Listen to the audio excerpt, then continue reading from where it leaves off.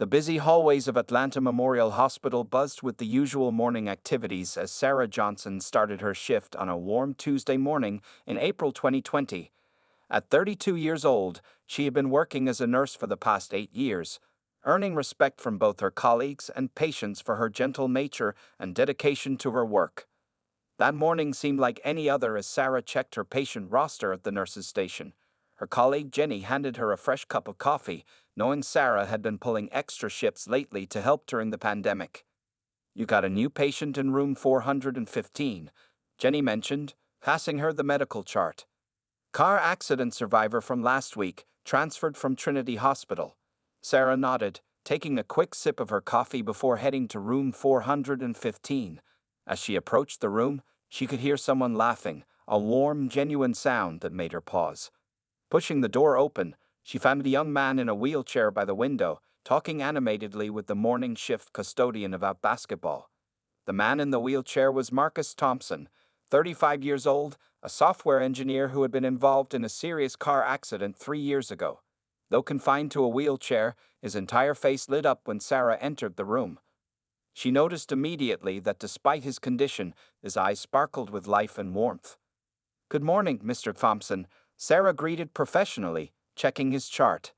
"I'm Sarah Johnson, and I'll be your nurse during your stay with us." "Please call me Marcus," he replied with a smile that reached his eyes. "Mr. Thompson makes me feel like my father." His friendly demeanor immediately put Sarah at ease, something unusual as she typically maintained strict professional boundaries with her patients. As Sarah checked his vitals and reviewed his medication schedule, Marcus kept the conversation flowing naturally. He asked about her day, shared funny stories about his work as a software engineer, and even made her laugh with his observations about hospital food. Unlike many patients who were bitter about their conditions, Marcus spoke about his situation with remarkable acceptance and even humor. During her rounds that day, Sarah found herself looking forward to checking on room 415. Marcus was different from her other patients. He never complained about his discomfort, always thanked the staff sincerely, and maintained a positive attitude that was infectious. She noticed how other nurses and even doctors would linger in his room a little longer than necessary, drawn to his cheerful personality. One afternoon, while helping Marcus with his physical therapy exercises, Sarah learned more about the accident that had changed his life. He had been driving home from a late-night coding session when a drunk driver ran a red light, causing a devastating collision. The accident had left him with partial paralysis from the waist down, but Marcus spoke about it without bitterness. "Life's too short to be angry," he told her, working through his exercises. "Sure, I lost the ability to walk, but I gained a new perspective. Every day I'm alive is a gift, and I choose to make the most of it." His words struck Sarah deeply. In her years of nursing, she had seen many patients struggle with accepting their conditions, but Marcus's outlook was refreshingly different. She found herself sharing more about her own life during their sessions, her childhood in Georgia, her journey to becoming a nurse, and her dreams of someday opening a small clinic in her community. As days turned into weeks, Sarah noticed subtle changes in her own behavior. She started taking extra care with her appearance before work, would bring Marcus magazines about technology and computing, and found excuses to check on him more often than strictly necessary. Her colleague Jenny teased her about it, but Sarah maintained that she was just being thorough with patient care. What Sarah didn't realize was that the other hospital staff had noticed the special connection forming between her and Marcus. The way their conversations would flow effortlessly, how they would both light up in each other's presence, and the lingering glances when they thought no one was watching. 1 month into his stay, on the day before Marcus was scheduled to be discharged, Sarah was checking his blood pressure when he asked her something that would change both their lives forever. "Sarah," he said, his voice slightly nervous but warm, "I know this might be unprofessional, but would you like to have coffee with me sometime? Outside the hospital, I mean."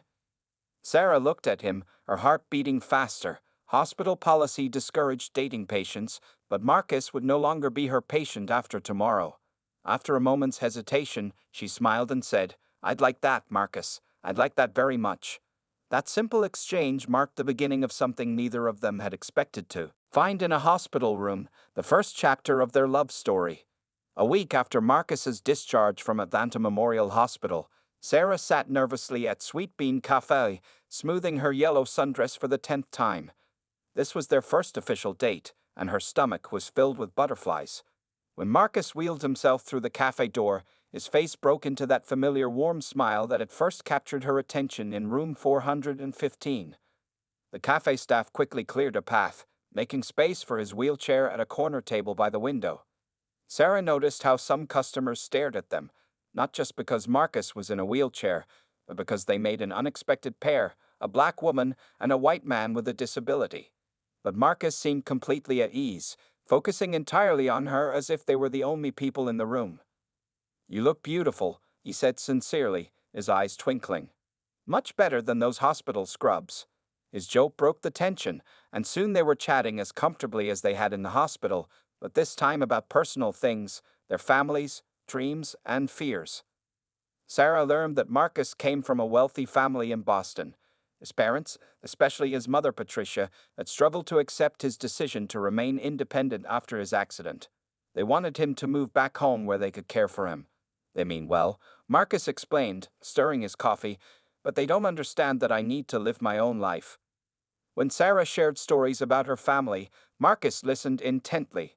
Her parents, hardworking small business owners in Atlanta, had sacrificed everything to put her through nursing school.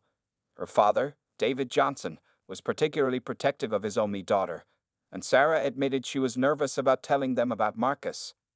Their coffee dates became a weekly ritual. Every Saturday at 10 a.m., they would meet at Sweet Bean Cafe. As weeks passed, Sarah found herself falling for Marcus's brilliant mind and kind heart. He told her about his work developing accessible technology for people with disabilities, and she shared her experiences helping patients through their toughest moments. The first real test of their relationship came when Sarah's sister Tamara spotted them together at the cafe. Within hours, her phone was buzzing with messages from family members. Her mother, Lisa, called immediately, her voice filled with concern. "Sarah, baby, what are you thinking?" Lisa asked gently. "Life is already hard enough for us as black women. Why choose a path that will make it even harder?" Sarah felt tears welling up in her eyes as she explained to her mother how Marcus made her feel respected, understood, and truly valued. "Mom, when I'm with him, I don't see his disability or his race. I see the man who makes me laugh, who listens to me, who dreams big dreams with me." Meanwhile, Marcus was facing his own challenges. His mother Patricia had flown down from Boston unannounced after hearing about Sarah from Marcus's physical therapist. Over dinner at his apartment, Patricia voiced her concerns. "Darling, I'm just worried," she said, picking at her food. "You already have so many challenges. An interracial relationship will only add to them. And what about children? Have you thought about that?" Marcus set down his fork firmly. "Mom, Sarah is the best thing that's happened to me since the accident. She sees me as a man first, not as someone in a wheelchair. And yes, we talked about everything, including children." Despite the pressure from both families, Sarah and Marcus continued seeing each other. They found strength in each other's company and support from unexpected places. Jenny, Sarah's colleague from the hospital, became their fierce advocate, often defending their relationship to gossiping staff members. 3 months into their relationship, they decided to organize a dinner bringing both families together. Sarah spent hours cooking a blend of soul food and Boston-style dishes, while Marcus handled the decorations from his wheelchair, making sure everything was perfect. The dinner started awkwardly, with both sets of parents making polite but distant conversation. But as the evening progressed, something magical happened. David Johnson, Sarah's father, discovered that he and Marcus shared a passion for jazz music. Lisa found herself deep in conversation with Patricia about their favorite cooking shows. By dessert, the tension had melted away, replaced by genuine laughter and warm conversations.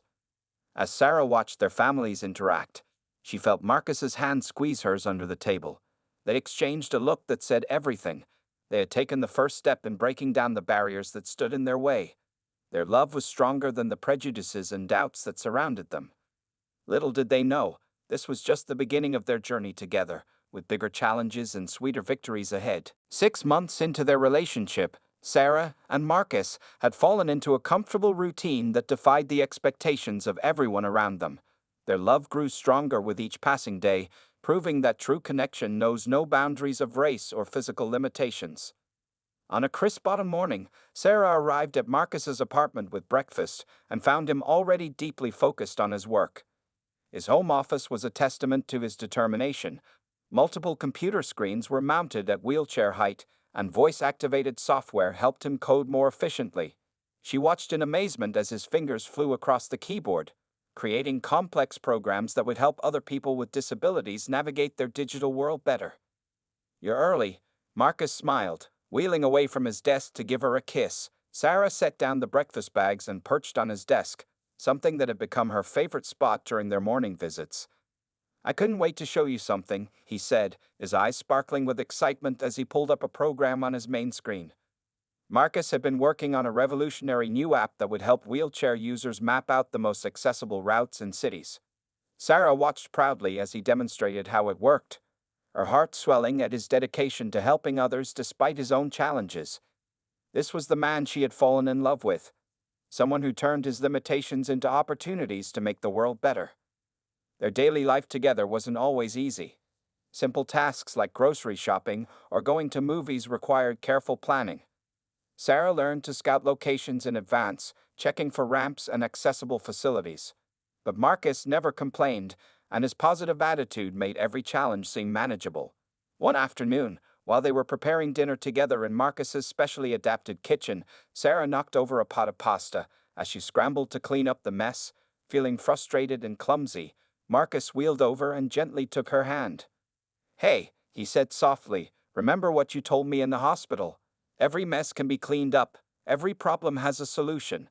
Using his famous humor, he added, "Besides, I never liked that pasta shape anyway." It was moments like these that made Sarah realize how much Marcus had changed her life. His resilience taught her to face challenges head-on, and his optimism showed her how to find joy in simple moments. She found herself becoming more patient, more understanding, and more appreciative of life's little victories. Their love story also began changing attitudes at Atlanta Memorial Hospital.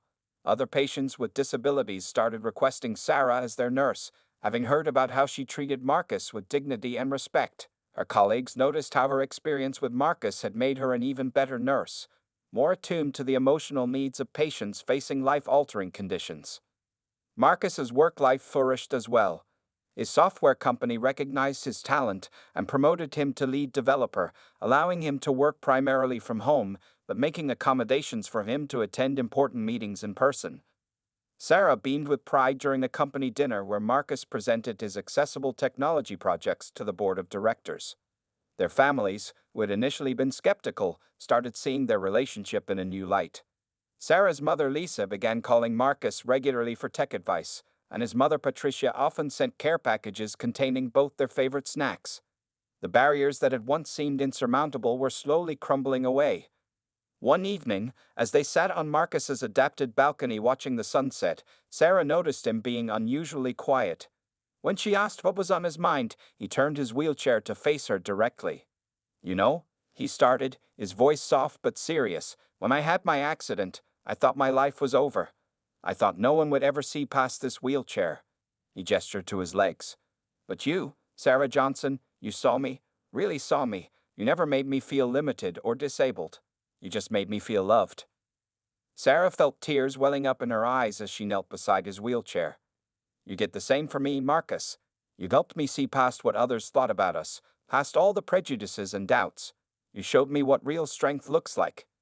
As they sat there, holding hands and watching the sky turn from orange to purple, both Sarah and Marcus knew they had found something rare and precious. Their love wasn't just surviving the challenges they faced, it was thriving because of how they faced them together. Neither of them could have guessed that in just a few months, at their wedding cake cutting, their love story would take an even more extraordinary turn.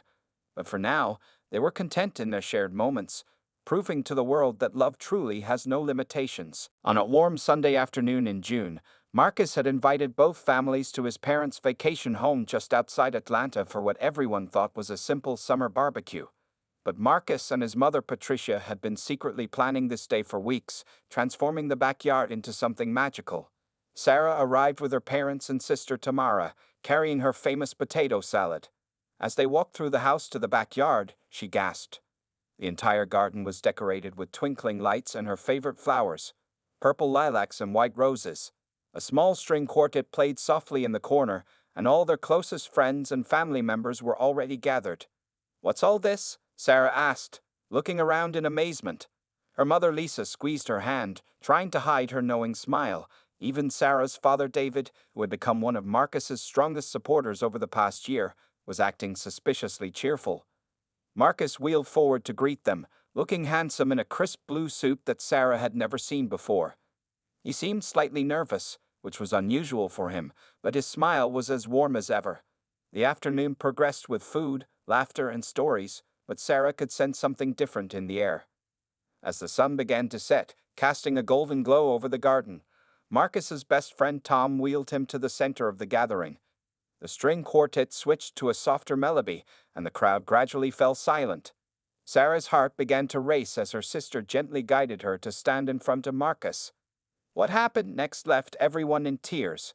With tremendous effort and the help of a specially designed support device hidden under his suit, Marcus began to shift in his wheelchair.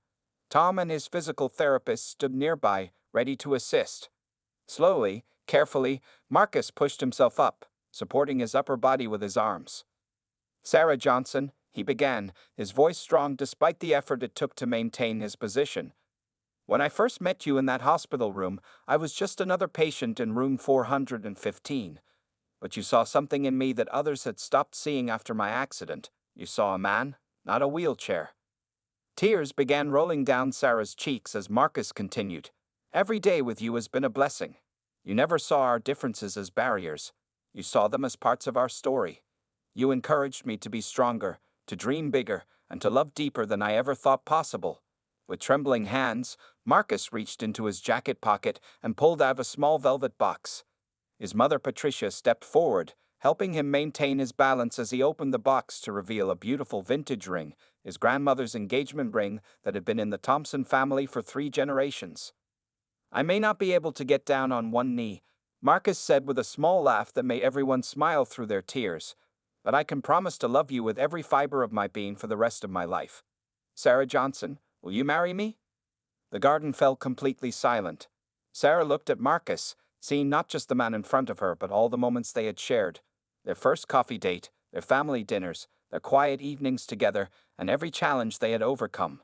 She saw their future, with all its uncertainties and possibilities. "Yes," she whispered, then louder, "Yes, Marcus Thompson, I will marry you."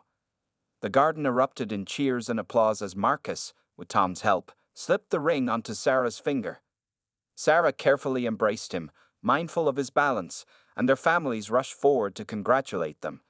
Even the string quartet was wiping away tears as they played a celebratory tune. David Johnson, who had once been worried about his daughter's choice, was now hugging Marcus like a son. Lisa and Patricia were already discussing wedding plans, their earlier reservations completely forgotten. Sarah's sister Tamara was busy taking photos, capturing every precious moment. As the celebration continued into the evening, Sarah sat next to Marcus, who was now comfortably back in his wheelchair. She couldn't stop looking at the ring on her finger, a beautiful symbol of their love and the joining of their families. "I have one question," Sarah said, turning to her new fiancé with a smile. "How did you manage to keep this a secret from me?" Marcus grinned. "Let's just say your colleague Jenny is very good at keeping secrets, and my physical therapist is excellent at creating special moments." As they looked around at their loved ones celebrating their engagement, both Sarah and Marcus knew that this was just the beginning of their greatest adventure together. Their love story had already defied expectations and broken down barriers, and now they were ready to write the next chapter together. The months following Sarah and Marcus's engagement were filled with both excitement and challenges as they planned their wedding. From the very beginning, they were determined to create a ceremony that would be perfect for them, despite the unique obstacles they faced. Finding the right venue proved to be their first major challenge. Sarah and Marcus spent weekends visiting different locations, with Sarah carefully checking each one for wheelchair accessibility. Many beautiful places had to be crossed off their list because of steep steps, narrow doorways, or lack of proper facilities. Some venue owners looked uncomfortable when they arrived, clearly not used to planning weddings for couples like them. One rainy Saturday, after visiting their 5th unsuccessful venue, Sarah found Marcus sitting quietly in his wheelchair, staring out the car window. "Maybe we should just have a small backyard wedding," he said softly, trying to hide his frustration, but Sarah wouldn't hear of it. "No way," she replied firmly, starting the car. "We're going to have the wedding of our dreams, Marcus Thompson. We just haven't found the right place yet." Their persistence paid off when they discovered the Garden Grove Estate, a newly renovated venue that specialized in inclusive events. The owner, Mrs. Anderson, was a retired occupational therapist who had designed the space with accessibility in mind. The moment they saw the wide pathways, smooth ramps, and beautiful accessible bathrooms, they knew they had found their perfect venue. Planning the ceremony itself brought its own set of considerations. Marcus worked with his physical therapist to figure out the best way to position himself during the ceremony. They decided to modify the traditional altar setup, ensuring Marcus could face Sarah comfortably throughout their vows.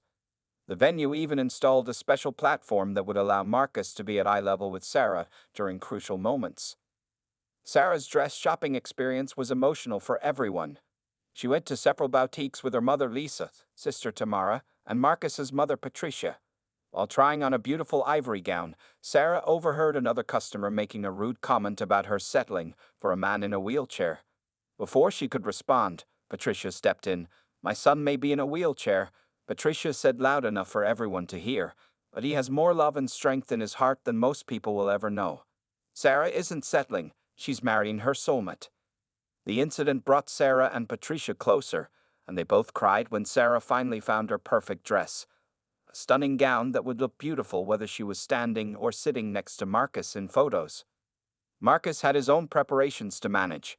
Unknown to Sarah, he had been working with his physical therapist on a special surprise for their wedding day. The therapy sessions were exhausting, and there were days when he questioned if he could pull it off. But the thought of Sarah's face kept him going. Their families threw themselves into the planning process. David, Sarah's father, insisted on handling the music arrangements, ensuring the dance floor was wheelchair accessible and planning special father-daughter dance modifications. Lisa and Patricia worked together on the seating arrangements, making sure every table was easily accessible and comfortable for all guests. Jenny, Sarah's colleague from the hospital, took charge of organizing the bridal shower. She planned it at Marcus's accessible apartment, decorating everything beautifully and arranging games that everyone could participate in. The shower turned into a touching celebration of their love story, with guests sharing memories of how Sarah and Marcus had inspired them. As the wedding day approached, they faced countless small decisions: how to modify the cake-cutting ceremony, what type of table settings would work best for Marcus, how to arrange the photo sessions. Each challenge was met with creativity and determination, often leading to solutions that were better than traditional arrangements. One evening, while reviewing their wedding plans, Sarah found Marcus working late on his computer. "What are you doing?" she asked, curious about his intense focus. "I'm creating a virtual seating chart," he explained, showing her the detailed 3D model he'd developed. "This way, we can make sure everyone can move around comfortably during the reception." Sarah leaned down to kiss him, touched by his thoughtfulness. "You know what? All these challenges are just making our wedding more special. We're not just planning a ceremony, we're showing the world what love really looks like." Marcus smiled, taking her hand. "And we're just getting started," he said mysteriously, thinking about the surprise he had planned for their cake-cutting moment. With just 2 weeks left until their big day, everything was falling into place. Neither of them could have imagined that their wedding day would bring a moment that would leave their guests speechless and change their lives forever. Dawn broke over Atlanta on October 15th, painting the sky in shades of pink and gold. It was Sarah and Marcus's wedding day, and the Garden Grove estate was already bustling with activity. The weather was perfect, sunny with a gentle breeze, as if nature itself was celebrating their love. Sarah spent the morning getting ready in the venue's bridal suite with her mother Lisa, sister Tamara, and her closest friends. Her hands trembled slightly as Jenny helped her into the ivory wedding gown they had chosen months ago. The dress flowed beautifully, with delicate lace details that caught the morning light. "You look like an angel," Lisa whispered, carefully adjusting Sarah's veil. Tears welled up in her eyes as she fastened her own mother's pearl necklace around Sarah's neck, something borrowed, something old. Tamara captured every precious moment on camera, knowing these photographs would tell the story of this special day. In another part of the venue, Marcus was preparing with his groomsmen. His best friend Tom helped him into his custom-tailored black tuxedo, specially designed to look perfect whether he was sitting or executing his surprise plan. Marcus's father James stood nearby, watching his son with pride. "Son," James said, his voice thick with emotion, "I've never been prouder of you than I am today. You've shown us all what real strength looks like." The guests began arriving, filling the garden venue with excited chatter. The accessibility modifications blended seamlessly with the decorations. Elegant ramps were adorned with flowing fabric and flowers, and the wider aisles were lined with beautiful flower arrangements. Everything was perfect, just as they had planned. At precisely 2 p.m., the string quartet began playing. The wedding party made their entrance, with bridesmaids in purple dresses and groomsmen in black tuxedos. Jenny, as maid of honor, gave Marcus a subtle wink as she took her place. She was one of the few who knew about his surprise plan. Then the music changed to the bridal march, and everyone stood. Sarah appeared at the garden entrance with her father David, and a collective gasp of appreciation went through the crowd. She was radiant, her dark skin glowing against the ivory dress, her smile brighter than the sun itself. Marcus sat at the altar, his heart pounding as he watched Sarah walk toward him. In that moment, all their challenges, all the obstacles they'd overcome, seemed to fade away. There was only Sarah, moving toward him with love in her eyes. The ceremony was deeply personal. Instead of traditional vows, Sarah and Marcus had written their own, speaking from their hearts about their journey together.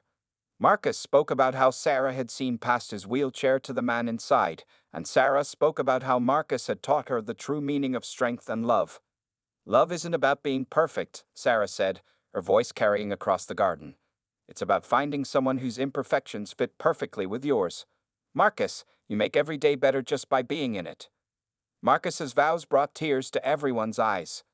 "Sarah, you didn't just accept me as I am, you helped me become more than I ever thought I could be. I promise to spend every day trying to be worthy of the love you've given me." The exchange of rings was particularly touching. When Sarah knelt down to Marcus's level to place his ring, she didn't care that it wasn't traditional. Their love had never been about following traditions. It was about making their own path. After the minister pronounced them husband and wife, Sarah leaned down to kiss Marcus, and the garden erupted in applause and cheers. Even the wedding photographers were wiping away tears as they captured the moment. The newlyweds led their procession down the aisle, Sarah walking beside Marcus's wheelchair, their hands clasped together. Rose petals showered down on them as they moved through the crowd, their faces glowing with joy. As they reached the end of the aisle, Marcus squeezed Sarah's hand 3 times, their secret signal for "I love you." Little did Sarah know that in just a few hours during the cake-cutting ceremony, Marcus would give her the surprise of her life. The wedding party moved to the reception area for photographs, with the photographer cleverly arranging everyone so that each shot captured the natural beauty of their love. The sun was beginning to set, casting a golden glow over the celebrations. The biggest moment of the day was yet to come. The wedding reception was in full swing at the Garden Grove estate. The elegant hall sparkled with twinkling lights, and the sound of laughter and music filled the air. Sarah and Marcus had just finished their first meal as husband and wife, and the time for cake cutting was approaching. Sarah noticed something unusual in the air, a kind of excited tension. She caught Jenny and Tom exchanging meaningful glances, and Marcus's physical therapist, Dr. Rodriguez, had mysteriously appeared at the back of the room. Even Marcus seemed different, a mix of nervousness and excitement dancing in his eyes. The DJ announced it was time for the cake cutting, and guests gathered around the beautiful 3-tiered wedding cake. The cake table had been specially designed at wheelchair height, making it perfectly accessible for Marcus. Sarah stood beside her husband's wheelchair, her hand resting lovingly on his shoulder. "Ladies and gentlemen," the DJ announced, "it's time for the newlyweds to cut their cake together." As the crowd gathered closer, Marcus looked up at Sarah with a smile that made her heart skip a beat. "Sarah," he said, his voice clear and strong, "I have something to show you before we cut our cake." The room fell silent. Tom and Dr. Rodriguez moved to either side of Marcus's wheelchair. Sarah watched, confused, as they helped Marcus position his wheelchair perfectly in front of the cake table. Her confusion turned to shock as Marcus slowly began to move. Using a combination of upper body strength and months of secret physical therapy, Marcus began to push himself up from his wheelchair. Dr. Rodriguez and Tom stood ready to assist, but Marcus was doing most of the work himself. The room gasped collectively as Marcus Thompson, who hadn't stood in front of anyone except his medical team in 3 years, rose to his full height. Sarah's hands flew to her mouth, tears immediately streaming down her face. "Marcus?" she whispered, hardly believing her eyes. Marcus stood there, supported by a specially designed brace hidden under his tuxedo pants and special supports that had been secretly attached to the cake table. His legs trembled slightly with the effort, but his smile was triumphant. For the first time in their relationship, he was standing eye to eye with his bride. "Surprise?" he said softly, reaching out to wipe away her tears. "I've been working on this for months. I wanted to stand beside you, just once, as your husband." The room erupted in emotional chaos. Sarah's mother, Lisa, was sobbing openly into her husband David's shoulder. Marcus's parents held each other, tears streaming down their faces. Jenny was frantically trying to take pictures while wiping her own eyes, and even the wedding photographers were struggling to keep their cameras steady through their tears. Sarah stepped forward, carefully wrapping her arms around Marcus, mindful of his balance. "You amazing, wonderful man," she whispered through her tears. "How did you manage this?" Marcus explained how he had been working with Dr. Rodriguez for months in secret, building strength and practicing with the support braces. Every time Sarah thought he was at regular physical therapy or working late, he had been preparing for this moment. Tom, Jenny, and both their families had helped keep the secret, making sure Sarah never suspected. "I know I can't do this for long," Marcus said, still standing tall, "but I wanted to share one special moment with you, standing together as equals." Sarah shook her head, her voice full of emotion. "Marcus Thompson, we have always been equals, but this is the most incredible gift anyone has ever given me." Together, they turned to face their wedding cake. The photographer captured the perfect moment. Both of them standing, hands joined together on the cake knife, their faces radiant with joy and love. The camera flashes sparkled off Sarah's tears and caught the proud smile on Marcus's face. As they cut into their cake together, the room burst into applause and cheers. Marcus's legs were beginning to tire, but he held on, determined to make this moment last as long as possible. This wasn't just about standing up. It was about showing Sarah and everyone else that love knows no limitations.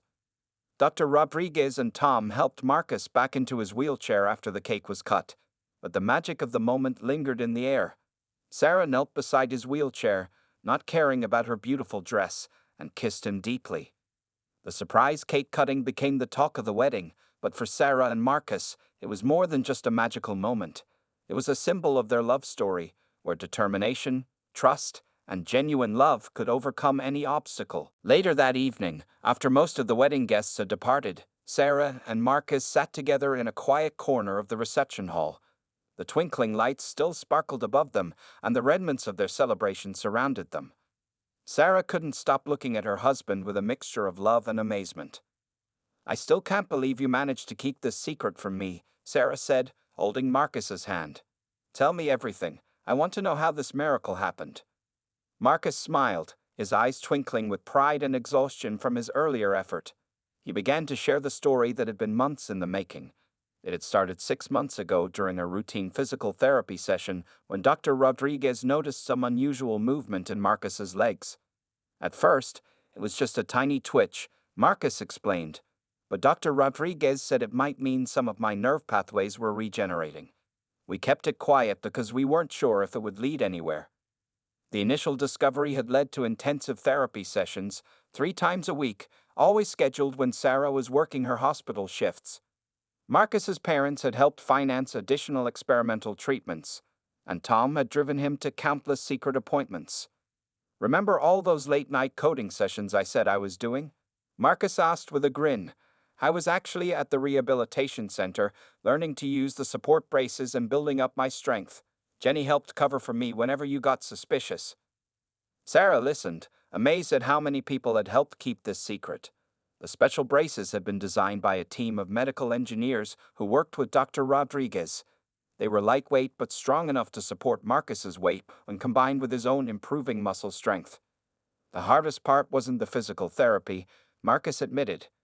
It was not telling you every time I made progress, especially the first time I managed to stand for more than a minute. I wanted to share that joy with you so badly. Dr. Rodriguez, who had stayed to monitor Marcus after the cake cutting, joined their conversation. He explained that while Marcus's condition was still permanent, there had been unexpected improvements in his nerve function. The standing wouldn't be permanent. Marcus would still need his wheelchair, but with continued therapy and the support braces, he might be able to stand for short periods on special occasions. We're not talking about walking marathons, Dr. Rodriguez clarified, but with continued therapy, these moments of standing could become more frequent. It's about celebrating the victories, no matter how small they might seem to others. Sarah wiped away fresh tears as Marcus continued explaining how everyone had helped coordinate the surprise. The cake table had been specially reinforced to provide extra support. The wedding venue staff had been briefed in advance. Even Sarah's father had been involved, helping to create a distraction whenever Marcus needed to slip away for therapy during family gatherings. My dad knew? Sarah asked, laughing through her tears. The same man who couldn't keep my surprise 16th birthday party a secret for more than 2 hours? Marcus laughed. He almost slipped up a few times, but your mom always managed to change the subject. I think the whole experience brought our families closer together. As they talked, Jenny brought over a special album she had been compiling in secret. It contained photos of Marcus's journey, his therapy sessions, the first time he stood with the braces, the team of doctors and engineers who had helped make it possible. The final pages were left empty, waiting to be filled with photos from the wedding. This is just the beginning, Marcus said, squeezing Sarah's hand. Dr. Rodriguez thinks that with continued therapy, I might be able to stand for our first anniversary dinner, maybe even dance with you a little someday. Sarah leaned in to kiss her husband, her heart full of love and hope. Marcus Thompson, you've already given me more than I could have ever dreamed of. Whether you're sitting or standing, you're the strongest, most amazing man I know. As they sat together, surrounded by the love and support of their families and friends, both Sarah and Marcus knew that their wedding day surprise was more than just a magical moment. It was a testament to the power of love, determination, and the strength of the human spirit. Their story had become more than just a tale of an interracial couple overcoming prejudices, or of love transcending disability. It had become a beacon of hope, showing the world that with enough love, support, and determination, anything is possible. As the last guests departed and the evening drew to a close, Sarah and Marcus held each other close, knowing that their greatest adventure was just beginning.